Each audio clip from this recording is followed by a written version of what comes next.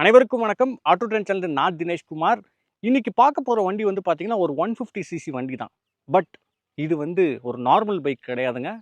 90ஸ் கிட்ஸ்க்கு ஒரு எமோஷனலான ஒரு கனெக்டடான வண்டி. ஏன் ஏர்லியர் 2K கிட்ஸ் கூட கனெக்டடான வண்டியா இருக்கலாம்.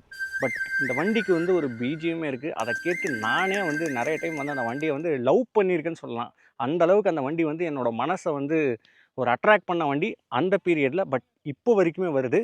அது என்ன வண்டி இங்கே பார்த்தீங்கன்னா, இங்கே நீங்கள் பார்க்கலாம். The one and only legend Bajaj Pulsar 150.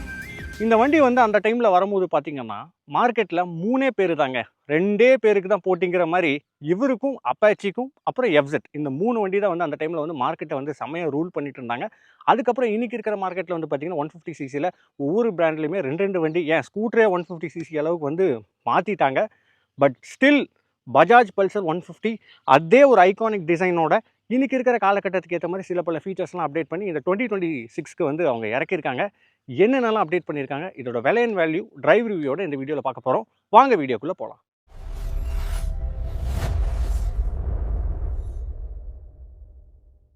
2026 Bajaj Pulsar 150 என்னென்ன அப்டேட்ஸ்னு பார்க்குறதுக்கு முன்னாடி சப்ஸ்கிரைப் ஆகிய எல்லாத்துக்கும் நன்றி. யாராவது சப்ஸ்கிரைப் பண்ணாமல் பார்த்துட்டு இருந்தீங்கன்னா கொஞ்சம் சப்ஸ்கிரைப் பண்ணி எங்களுக்கு சப்போர்ட் பண்ணுங்கள். அதே மாதிரி இன்றைக்கி இந்த வண்டி வந்து நமக்கு ரிவ்யூ கொடுத்தது ஸ்ரீ முருகன் பஜாஜ் கோயம்புத்தூர். அவங்களோட காண்டாக்ட் டீட்டெயில்ஸ் நான் டிஸ்கிரிப்ஷனில் கொடுக்குறேன். பஜாஜில் ஏதாவது டவுட்ஸ் என்கொயரிஸ்னால் நீங்கள் டேரெக்டாக கால் பண்ணலாம்.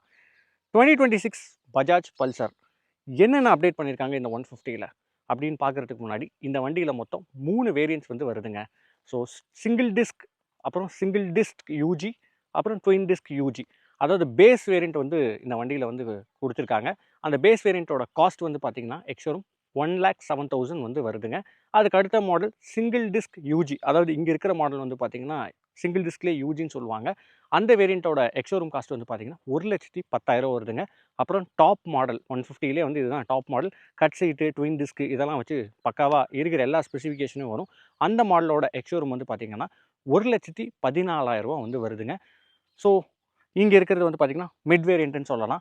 என்னென்ன அப்டேட்ஸ்? ஃபஸ்ட்டு விஷயம், வண்டியை வந்து பார்த்த உடனே அட்ராக்ட் பண்ணுற விஷயம் என்னங்க, ஹெட்லைட் தான். ஸோ முன்னாடி வந்து வந்துட்டு இருந்த பல்சரில் 2 கண்ணு லைட் மாதிரி வச்சு ஹாலஜன் பல்ப்ஸோடு வரக்கூடிய ஒரு டூம் தான் பார்த்துட்டு இருந்தோம். இப்போ இன்றைக்கி இருக்கிற காலகட்டத்தில் எல்இடி அப்படிங்கிறது இல்லாத இடமே கிடையாது. இன்ஃபேக்ட் எந்த வண்டி பேஸ் மாடல்னாலுமே எல்இடி கொடுக்க ஆரம்பிச்சிட்டாங்க. ஸோ இவங்களும் எல்இடி லைட்ஸ் வந்து மாற்றிட்டாங்க. So low beam and high beam.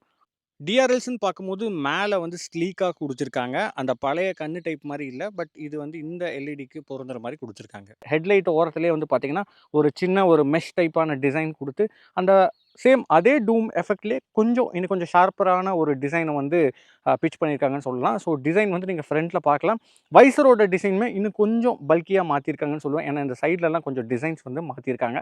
So headlight வந்து ஃபுல் அண்ட் ஃபுல் எல்இடி. அதுக்கு அடுத்தபடியாக என்ன எல்இடியில் அப்டேட் பண்ணியிருக்காங்க பார்த்தீங்கன்னா இண்டிகேட்டர்ஸ் தான். ஸோ பஜாஜ் பல்சரில் இப்போ இனிமேல் வந்து அக்ராஸ் எல்லா வேரியண்ட்லையுமே வந்து பார்த்தீங்கன்னா எல்இடி இண்டிகேட்டர்ஸ் தான் வரப்போகுது. ஸோ சின்னதாக அவங்க ஆர்எஸில் கொடுத்த அதே எல்இடி லைட்ஸ் வந்து இதுக்கு வந்து கேரி ஃபார்வர்ட் பண்ணியிருக்காங்க. மக்காட் ரீதியாக வந்து பார்த்தீங்கன்னா பஜாஜ் பல்சரில் எப்பயும் போல் அதே தான் வந்துட்டுருக்கு. பட் கார்பன் ஃபைபரான ஸ்டிக்கர்ஸ் மட்டும் மேலே வந்து அப்ளை பண்ணியிருக்காங்க. அதை தாண்டி ஃபோர்க்ஸ்ன்னு பார்க்கும்போது இந்த மிட் வேரியண்ட் அண்ட் பேஸ் வேரியண்ட்டில் வந்து பார்த்தீங்கன்னா இந்த ஃபோர்க் தான் வந்து கொடுப்பாங்க. ஸோ நார்மலான டெலஸ்கோபிக் ஃபோர்க்ஸ் தான். இதுக்கு அடுத்த மாடல், அதாவது டாப் மாடல் போயிட்டிங்கன்னா இன்னும் கொஞ்சம் ஃபோர்க்கோட சைஸ் வந்து கொஞ்சம் பெருசாக வருங்க. அப்புறம் நீங்கள் ஃப்ரண்ட்டில் பார்க்கலாம், சேம் அக்ராஸ் எல்லா வேரியண்ட்டும் இதே டிசைன் பேட்டர்னில் அலாய் வீல்ஸ் வந்துடும். அதேமாதிரி ஃப்ரண்ட்டில் கொடுக்குற பிரேக்ஸ் இப்போ 2026ல் புது ரூல்ஸ் வேறு வந்துடுச்சு. அதாவது அக்ராஸ் 125 சிசி இருக்கிற எல்லா பைக்குமே வந்து ஸ்டாண்டர்டாக நீங்கள் வந்து ஏபிஎஸ் சிங்கிள் சேனல் ஏபிஎஸ் கொடுக்கணுங்கிறது தான் வந்து கவர்மெண்ட்டோட நார்ம்ஸு. ஸோ இந்த வண்டியிலையுமே அவங்க வந்து ஏபிஎஸ் பிரேக்கிங் சிங்கிள் சேனலில் கொடுக்குறாங்க.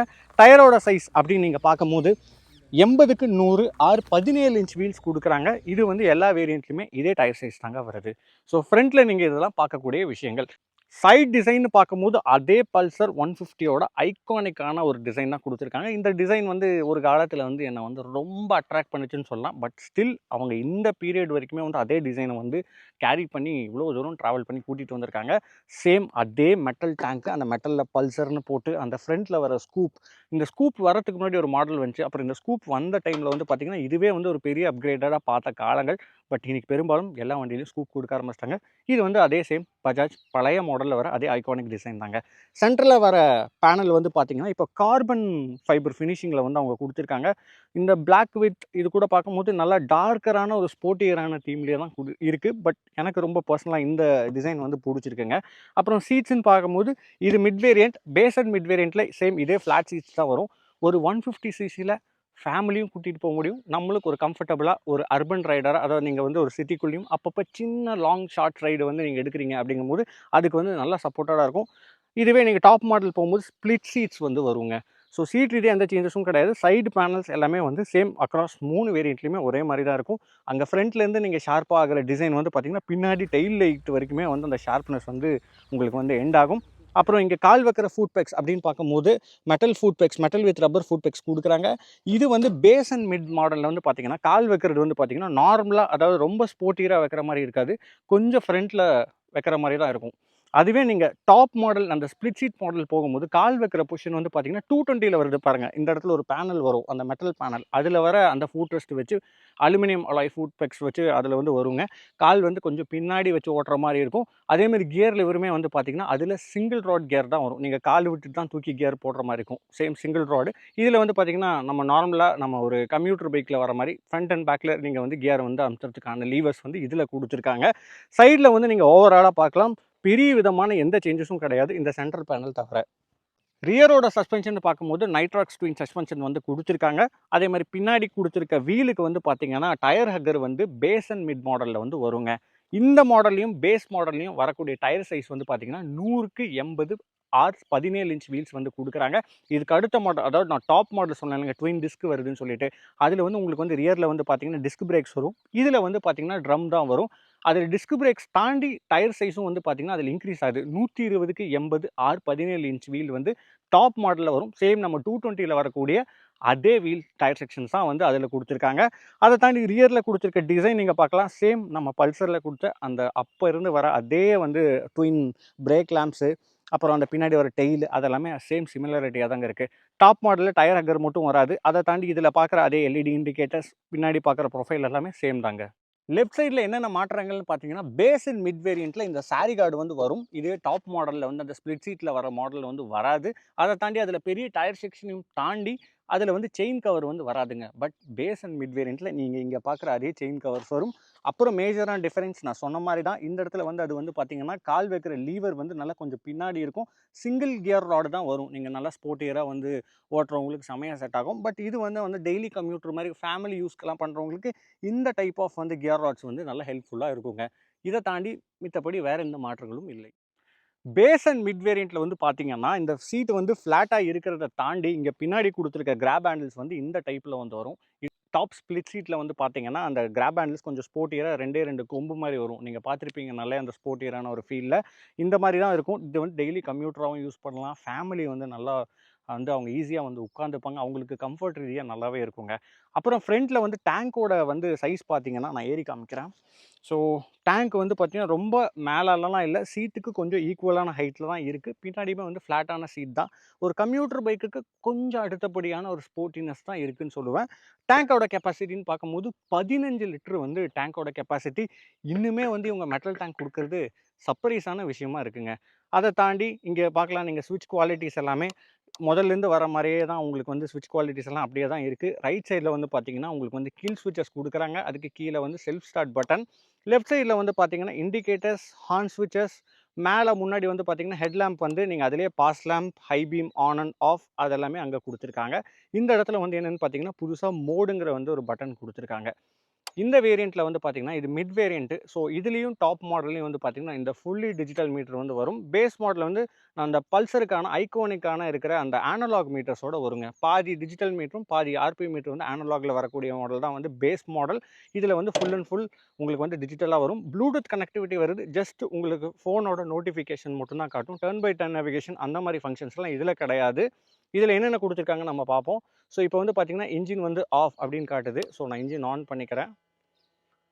ஃபியூல் ரொம்ப லோவாக இருக்கிறங்காட்டி இந்த இடத்துல நீங்கள் பார்க்கலாம் ஃபியூல் கேஜ் வந்து உங்களுக்கு இண்டிகேட் ஆகிட்டுருக்கு. அதேமாதிரி நீங்கள் ஃபியூலோட பாயிண்ட்ஸ் வந்து இங்கே நீங்கள் பார்க்கலாம், எவ்வளோ இருக்குங்கிறதுக்கான பாயிண்ட்ஸ் வந்து இங்கே நீங்கள் பார்க்கலாம். மேலே வந்து பார்த்தீங்கன்னா ஆர்பிஎம் மீட்டர்ஸ் வந்து மேலே வருங்க. சென்டரில் கொடுத்துருக்கிறது வந்து பார்த்தீங்கன்னா speedometer. So full and full டிஜிட்டலில் தான் உங்களுக்கு காட்டும். அப்புறம் இங்கே வந்து ட்ரிப் ஏல வந்து எவ்வளோ ஓடி இருக்குது, ஓடோமீட்டர் எவ்வளோங்கிறது நீங்கள் பார்த்துக்கலாம். இங்கே வந்து ஆவரேஜ் ஃபியூல் எக்கானமி வந்து 21 கிலோமீட்டர் பர் லிட்டர்னு காட்டுது. ட்ரிப் பியில் உங்களுக்கு பார்க்கலாம். அப்புறம் என்டர் வார்னிங்ஸ்குள்ளே போய்க்கலாம். என்டர் செட்டிங்ஸ் நீங்கள் எதாவது மாத்திர மாதிரி இருந்தால் போய்க்கலாம். அப்புறம் வந்து இந்த பல்சர் 7161 வந்து இதோட ப்ளூடூத் கனெக்டிவிட்டியோட நம்பர். ஸோ இதுதான் பேசிக்கான இன்ஃபர்மேஷன்ஸ் எல்லாமே நீட்டாக கொடுத்துருக்காங்க. டே டைம்லையுமே வந்து பார்க்குறதுக்கு இது ஒரு நெகட்டிவ் டிஸ்பிளேவாக இருந்தாலும் கிளாரிட்டியாக வந்து நல்லா தாங்க இருக்குது. அப்புறம் இங்கே பார்க்கலாம் நீங்கள் இட்ஸ்க்கான லைட்ஸ், அப்புறம் இது வந்து பார்க்கிங் பல்ப் ஆனில் இருக்குன்னு காட்டுது. அப்புறம் வந்து நியூட்ரல் லைட்ஸ், அப்புறம் எஃப்ஐ சிஸ்டம்க்கான லைட்ஸ், அப்புறம் ஏபிஎஸ்க்கான லைட்ஸ். ஸோ இதெல்லாமே பேசிக்காக அந்த மீட்டரில் நீட் அண்ட் க்ளீனாக இருக்குங்க. பஜாஜ் பல்சர் 150 இந்த இன்ஜின் பற்றி சொல்லும் போது எனக்கு ரொம்ப ஆர்வமாக இருக்குது ஓட்டி பார்க்க. பிகாஸ் நான் சின்ன வயசில் ஆசைப்பட்ட ஒரு வண்டி. இன்ஜின் ரீதியாக பெரிய மாற்றங்கள் இல்லைன்னு நினைக்கிறேன். இன்ஜின் ஸ்பெக் பார்க்குறதுக்கு முன்னாடி இந்த இன்ஜின் நோட் வந்து இப்போ எப்படி இருக்குங்கிறது பார்க்கலாம். எஃப்ஐ சிஸ்டம் ஆன் பண்ணோடனே, நீங்கள் கில் ஸ்விட்ச் ஆன் பண்ணோடனே அந்த எஃப்ஐ சிஸ்டமோட சவுண்ட் வந்து கொஞ்சம் ஹார்டராக தான் இருக்குது.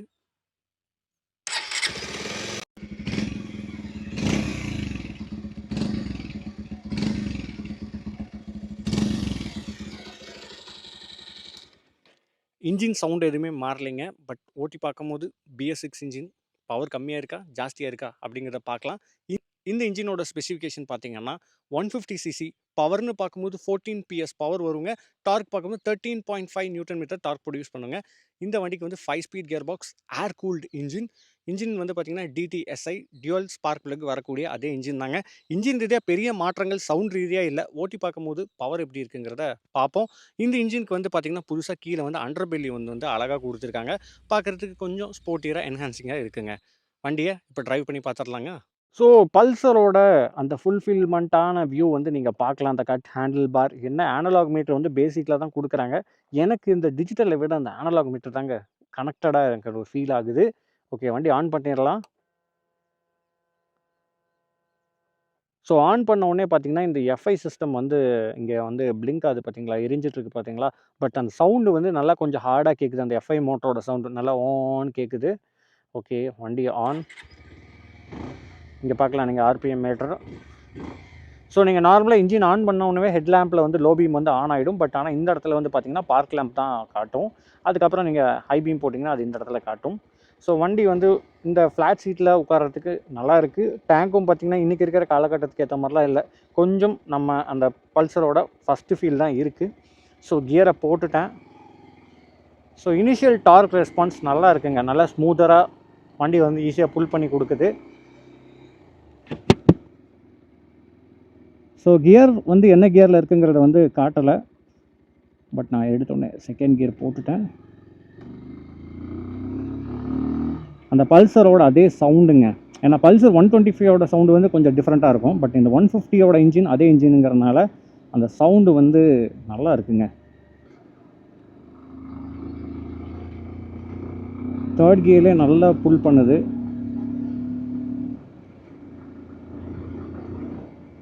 பிரேக்கிங் ஃப்ரண்ட் வந்து பார்த்திங்கன்னா ஏபிஎஸ்ஸாக கொடுத்துருக்காங்க. பட் பேக் வந்து ட்ரம்மு தான். மோஸ்ட்டாக இந்த மாதிரி பைக்கில் நம்ம பேக் பிரேக் தான் மோஸ்ட்டாக யூஸ் பண்ணுவோம். அப்படிங்கிற பட்சத்தில் கொஞ்சம் பார்த்து தான் பிடிக்கணும். ஸோ தேர்ட் கியரில் விட்டால் டார்க் வந்து பார்த்திங்கன்னா நல்லா ப்ரொடியூஸ் ஆகி நல்லா இழுக்குது. பெரிய லேகெல்லாம் சொல்லவே முடியாது. இந்த மிட் அண்ட் பேஸ் வேரியண்ட்டில் டயர் செக்ஷன் வந்து பின்னாடி வந்து கொஞ்சம் சின்ன டயர் செக்ஷன் தான். நீங்கள் டாப் வேரியண்ட் போகும்போது நல்லா அந்த 220க்கான டயர் செக்ஷன் வரும்போது இன்னும் கொஞ்சம் கார்னர் இங்கெல்லாம் கொஞ்சம் சப்போர்ட்டாக இருக்கும். அது பேக்கில் வந்து கொஞ்சம் டிஸ்க் பிரேக்கும் வரும். அதுலேயுமே சிங்கிள் சேனல் ஏபிஎஸ் பிரேக் தான். பட் அதில் வந்து பின்னாடி வந்து டிஸ்க் பிரேக் வரனால இன்னும் கொஞ்சம் பிரேக்கோட எஃபிஷியன்சி வந்து இன்னும் கொஞ்சம் ஜாஸ்தியாக இருக்கும். அதே மாதிரி கார்னரிங்கும் கொஞ்சம் இன்னும் கொஞ்சம் கான்ஃபிடென்ட்டாக பண்ணலாம். ஹாரன் அதே டியூவல் டோன் ஹாரன். சவுண்டு மாறவே இல்லைங்க. நல்லா இருக்குங்க. அந்த ஃபீல், அந்த சவுண்டோட ஃபீல் நல்லா இருக்குங்க. ஜாலியாக இருக்குது ஓட்டுறதுக்கு. சைட் மிரர்ஸும் அந்த பழைய டைப் ஆஃப் ஒரு 10 வருஷத்துக்கு முன்னாடி என்ன வந்துட்டு இருந்துச்சோ அதே தான் வந்துட்டுருக்கு. ரொம்ப அக்ரெசிவான பவர்லாம் கிடையாதுங்க. ஒரு கிராஜுவலான ஒரு பவர் தான். பட் அந்த அளவுக்கு கொஞ்சம் பஞ்சியாக இருக்கான்னு கேட்டிங்கன்னா கொஞ்சம் கம்மி தான். பட் அது ஒரு ஃபீலாக இருக்குங்க. இது ஒரு மாதிரி என்ன சொல்லுங்கள், ஒரு நார்மலான இன்ஜின். நீங்கள் ஏதாவது கொஞ்சம் எப்போயாவது ஒரு 80க்குள்ளே தான் நீங்கள் ஓட்டுவீங்க, கொஞ்சம் அப்பப்போ ஒரு 100 கிலோமீட்டர் வரைக்கும் லாங்கெல்லாம் ஓட்டுவீங்கன்னா கொஞ்சம் கம்ஃபர்டபுளாக இதில் போயிட்டு வந்துடலாம். ஏன்னா ரொம்ப ஸ்போர்ட்டியாக நீங்கள் பெண்ட் பண்ணும்போது தான் உங்களுக்கான அந்த பேக் பெயின், காலில் வலி எல்லாமே ஜாஸ்தியாக இருக்கும். ஸ்ட்ரெயின் கொஞ்சம் ஜாஸ்தியாக இருக்கும். பட் இந்த கம்ஃபர்ட்டில் வந்து உட்காரும்போது இந்த மிட் அண்ட் பேஸ் வேரியண்ட்டில் வந்து பார்த்தீங்கன்னா கால் வைக்கிற ஃபுட்ரஸ் வந்து கொஞ்சம் நார்மலாக தான் இருக்குது. சீட்டிங்குமே நார்மலாக இருக்குது. ஹேண்டிலுமே கட் ஹேண்டில் பாராக இருந்தாலும் அந்தளவுக்கு ஸ்போர்ட்டியராக இல்லை.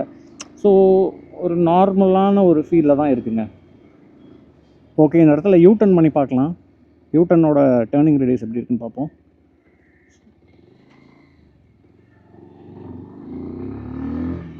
ஈஸியாக டேர்ன் ஆயிடுச்சுங்க. வண்டியோட அந்த பாடி பேலன்சிங் வந்து நல்லா தான் இருக்குது. எந்த பக்கமும் லெஃப்ட் ரைட் இழுக்கல.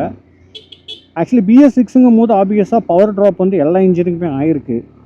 ஏன்னா அந்த கேட்டலிட்டிக் கன்வெர்ட்டர் வச்சு அது கொஞ்சம் அந்த எமிஷன் கண்ட்ரோலில் வரனால எல்லா வண்டியுமே வந்து பார்த்திங்கன்னா BS4 கம்பேரிட்டிவ்லி BS6 வந்து பவர் வந்து கொஞ்சம் கம்மி தாங்க. மற்றபடி இந்த மாதிரி ஜாலியாக ஊருக்குள்ளே ஓட்டுறதுக்கு, அப்பப்போ அந்த நான் சொன்ன மாதிரி சின்ன ஒரு லாங் ரைடுக்கு, அப்புறம் டெய்லி ஆஃபீஸ் போயிட்டு வரதுக்கு, இந்த மாதிரிலாம் வந்து நம்ம கம்ஃபர்ட்டாக ஓட்டிக்கலாங்க. மற்றபடி இந்த வண்டி எல்லாருமே லைஃப்பில் ஒரு டைம் ஆச்சு நீங்கள் ஓட்டியிருப்போம். எல்லாருமே ஓட்டியிருப்போம். இந்த வண்டி ஓட்டாதவங்களே இருக்க மாட்டோம். ஸோ ஓட்டினவங்களுக்கு அந்த ஒரு பழைய OG 150யோட ஃபீல் வந்து தெரியும். கார்ஸ்லையுமே அப்படி தான். நீங்கள் வந்து ஒரு பழைய இன்ஜின்லாம் பார்த்தீங்கன்னா நம்பர்ஸ் வந்து பெருசாக இருக்கும், பட் பவர்ஸ் வந்து கொஞ்சம் கம்மியாக தான் இருக்கும். அந்த மாதிரி தான் இந்த வண்டியுமே ஒரு 150cc தான். பட் ஒரு நார்மலான பவர், ஒரு டீசெண்டான ஒரு டிரைவபிலிட்டி அந்த மாதிரி இருக்கிற ஒரு விஷயங்கள். ஸோ டேர்னிங் இதுலேயுமே வந்து ஓரளவுக்கு கான்ஃபிடென்ட்டாக என்னால் பண்ண முடியுது. பட் இதுக்கு அடுத்து அந்த டாப் மாடலுங்கும் போது டயர் செக்ஷன் பெருசாகும் போது இன்னும் கொஞ்சம் அதுவும் பிரேக்கிங் சிஸ்டமு, அப்புறம் அந்த ஸ்பீட் சீட் அதெல்லாம் வரதை வந்து கொஞ்சம் யங்கராக இருக்கிறவங்க அதை சூஸ் பண்ணுவாங்க. அதே பல்சரில் இது கொஞ்சம் ஒரு மிடில் ஏஜில் இருக்கிறவங்க 30-35+ அவங்கெல்லாம் வந்து இந்த மாடல் வந்து சூஸ் பண்ணுவாங்க. வண்டி ஓட்டுறதுக்கு எனக்கு ஒரு பழைய OG ஃபீலிங் வந்து எனக்கு இருக்குது. ஏன்னா அந்த வண்டியை வந்து சின்ன வயசில் ரொம்ப ஆசைப்பட்ட ஒரு வண்டி. இப்போ வந்து நிறைய வண்டிங்க வந்து இப்பயும் நான் வண்டி மேலே ஆசைப்பட்றேன். இந்த வண்டியில் பட் இப்போ நிறைய வண்டி ஆசைப்பட்றேன். பட் அந்த ஸ்டார்டிங் ஸ்டேஜில் பண்ண அந்த ஃபஸ்ட்டு ஒரு இம்ப்ரெஷன் சொல்லலாம், அந்த ஃபஸ்ட் லவ்னு சொல்லலாம். அந்த மாதிரி ஒரு ஆசைப்பட்ட ஒரு வண்டி, அந்த பொல்லாதவன் BGMோட.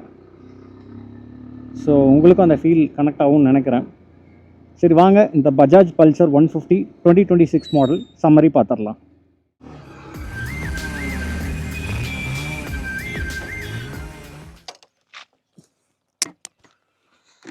எஸ் ஃப்ரெண்ட்ஸ், பஜாஜ் பல்சர் 150 இன்றைக்கி இருக்கிற காலகட்டத்தில் ஏற்ற மாதிரி அவங்க LED லைட்ஸ் இதெல்லாமே அப்டேட் பண்ணியிருக்காங்க. பட் இன்ஜின் ரீதியாக பெரிய மாற்றங்கள் கிடையாது. பட் என்னால் வந்து இந்த 150cc வந்து அந்த ராவான ஒரு ஃபீல் இருக்கும் தெரியுங்களா. பவர் கம்மி தான், நான் ஒத்துக்கிறேன். இன்றைக்கி இருக்கிற மார்க்கெட்டில் ஏகப்பட்ட ஆப்ஷன் இருக்குது 150cc. இந்த ப்ரைஸ் செக்மெண்ட்டுக்கு கொஞ்சம் அடுத்தபடியாகவும் இந்த ரேஞ்சிலையுமே வந்து இருக்குது.